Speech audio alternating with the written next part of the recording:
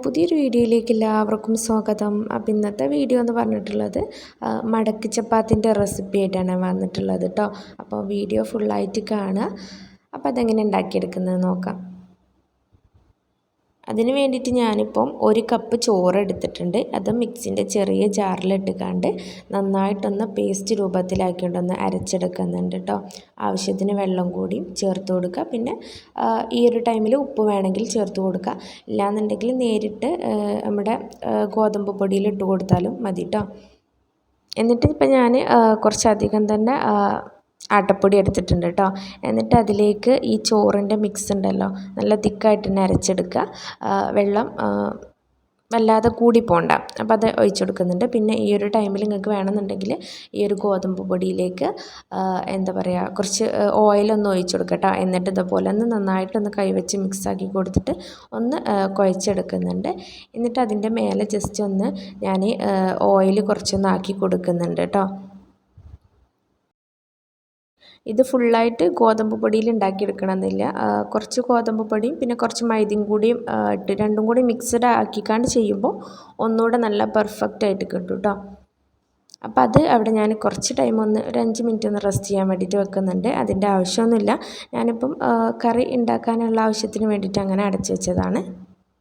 എന്നിട്ട് ഈ ഒരു ബോൾ നമ്മൾ കൗണ്ടർ ടോപ്പിൽ ഇട്ട് കൊടുത്താണ്ട് ഒന്നുകൂടെ ഒന്ന് ഉരുട്ടിയെടുക്കുന്നുണ്ട് കേട്ടോ. എന്നിട്ട് ഇതേപോലെ കത്തി വെച്ചിട്ട് 2 പീസാക്കിയിട്ട് എടുക്കുന്നുണ്ട്.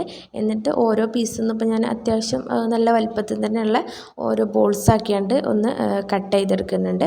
അത് ഇതുപോലെ ബോൾസാക്കി കൊടുത്തിട്ട് മാറ്റി കൊടുക്കുന്നുണ്ട് കേട്ടോ. എന്നിട്ട് നമുക്കിതൊന്ന് പരത്തിയെടുക്കാം. അതിന് വേണ്ടിയിട്ട് കൗണ്ടർ ടോപ്പിലേക്ക് കുറച്ച് ഗോതമ്പ് പൊടി ഒന്ന് ഇട്ട് കൊടുത്തിട്ടുണ്ട്. എന്നിട്ട് ഓരോ ബോൾസ് എടുത്തിട്ട് നന്നായിട്ട് തന്നെ അതൊന്ന് പരത്തിയെടുക്കാൻ വേണ്ടിയിട്ട് നോക്കുക. നല്ല തിന്നായിട്ട് തന്നെ പരത്തി കൊടുക്കാൻ വേണ്ടിയിട്ട് ശ്രദ്ധിക്കുക കേട്ടോ. കുറച്ച് ഗോതമ്പ് പൊടി ഒന്ന് ആക്കി കൊടുക്കുക. എന്നിട്ട് വീണ്ടും പരത്തി കൊടുക്കുക. അങ്ങനെ ഈ ഒരു വലിപ്പത്തിലാണ് ഇപ്പോൾ ഞാൻ ആക്കിയെടുത്തിട്ടുള്ളത് കേട്ടോ. എന്നിട്ട് ഇതിൻ്റെ മേലെ നമ്മൾ കുറച്ച് ഓയിലൊന്ന് ഒഴിച്ച് കൊടുക്കുന്നുണ്ട് കേട്ടോ.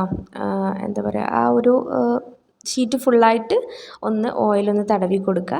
എന്നിട്ട് ഒരു ഭാഗത്തുനിന്ന് മറ്റേ ഭാഗത്തേക്ക് ഒന്ന് ഫോൾഡ് ചെയ്ത് കൊടുക്കുക. അതിൻ്റെ ഇടയിൽ നമ്മൾ ഗോതമ്പ് പൊടി ഒന്ന് മിക്സ് ചെയ്ത് കൊടുക്കുന്നുണ്ട് കേട്ടോ, ഒന്നിട്ട് കൊടുക്കുന്നുണ്ട്.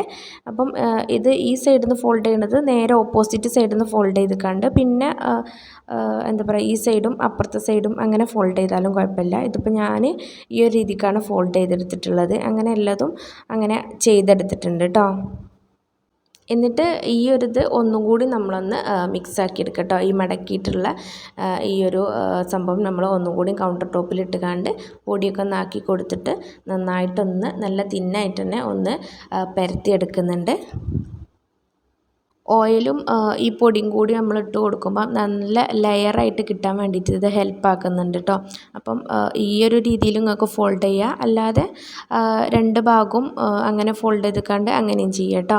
എന്നിട്ട് ഇതാ ഒരു പാൻ അടുപ്പത്ത് വെച്ചിട്ട് അതിലൊന്ന് ചുട്ടെടുക്കുകയാണ് കേട്ടോ. എന്നിട്ട് അതിൻ്റെ മേലെ ഒന്ന് ചൂടായി വരുമ്പം മേലെ ഒന്ന് ഓയിലൊന്ന് തടവി കൊടുക്കുക. അതുപോലെ തിരിച്ചിട്ട് കണ്ട് അതിൻ്റെ ഇപ്പുറത്തെ സൈഡിലും ഓയിലൊന്ന് തടവി കൊടുക്കുന്നുണ്ട്.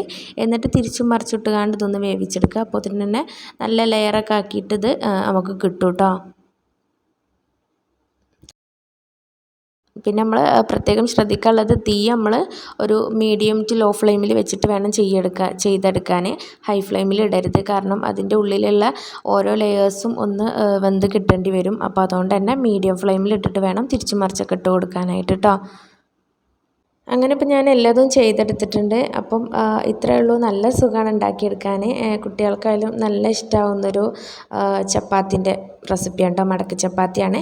എന്നിട്ട് ഇതൊന്ന് ചൂടോടുക്ക് തന്നെ നമ്മളൊന്ന് പൊറോട്ട അടിക്കുന്ന പോലെ ഒന്ന് അടിച്ചെടുക്കുന്നുണ്ട്. അപ്പോൾ ഇതാ നിങ്ങൾക്ക് കാണുമ്പോൾ തന്നെ മനസ്സിലാവും നല്ല ലെയറായിട്ട് തന്നെ കിട്ടിയിട്ടുണ്ട് കേട്ടോ. അപ്പോൾ ഇത് നമ്മൾ ചോറ് വെച്ചിട്ടാണ് ഉണ്ടാക്കിയെടുത്തിട്ടുള്ളത്. ബാക്കി വന്ന ചോറ് വെച്ചിട്ട് ഇതേപോലെ നല്ല സോഫ്റ്റായിട്ട് തന്നെ നമുക്ക് ഈ ഒരു ചപ്പാത്തി ഉണ്ടാക്കിയെടുക്കാൻ പറ്റും കേട്ടോ. ഒരു പൊറോട്ടൻ്റെ ഒക്കെ ഒരു ടേസ്റ്റിൽ തന്നെ ഗോതമ്പ് പൊടിയിലാകുമ്പം അതിൻ്റെ ഒരു ടേസ്റ്റിൽ വ്യത്യാസം ഉണ്ടാവും, അത്രയേ ഉള്ളൂ. പക്ഷെ നല്ല പെർഫെക്റ്റായിട്ട് നമുക്ക് കിട്ടും. പിന്നെ നിങ്ങൾ യൂസ് ആക്കുമ്പോൾ ചപ്പാത്തി പൊടിയും അതുപോലെ മൈദയും കുറച്ച് ആഡ് ചെയ്ത് കണ്ട് കുഴച്ചെടുക്കുമ്പോൾ ഒന്നുകൂടെ നല്ല സോഫ്റ്റായിട്ട് ലെയറും കുറച്ച് കൂടുതലാക്കി കിട്ടാനും അത് ഹെൽപ്പാക്കും കേട്ടോ. അപ്പോൾ ഇത്രയേ ഉള്ളത് ഉണ്ടാക്കിയെടുക്കാൻ. നമുക്കിത് ചിക്കൻ കറിൻ്റെ കൂടെയും അല്ലാതെ മുട്ടക്കറിൻ്റെ കൂടെയൊക്കെ കഴിക്കാനായിട്ട് അടിപൊളിയാണ് കേട്ടോ. അപ്പോൾ എല്ലാവരും ഒന്ന് ഉണ്ടാക്കി നോക്കുക, എന്നിട്ട് ഫീഡ്ബാക്കൊക്കെ ഒന്ന് അറിയിക്കുക. അതേപോലെ വീഡിയോ ഇഷ്ടപ്പെട്ടാൽ ലൈക്ക് ചെയ്യാനും ഷെയർ ചെയ്യാനും സബ്സ്ക്രൈബ് ചെയ്യാനൊന്നും മറക്കല്ലേ കേട്ടോ.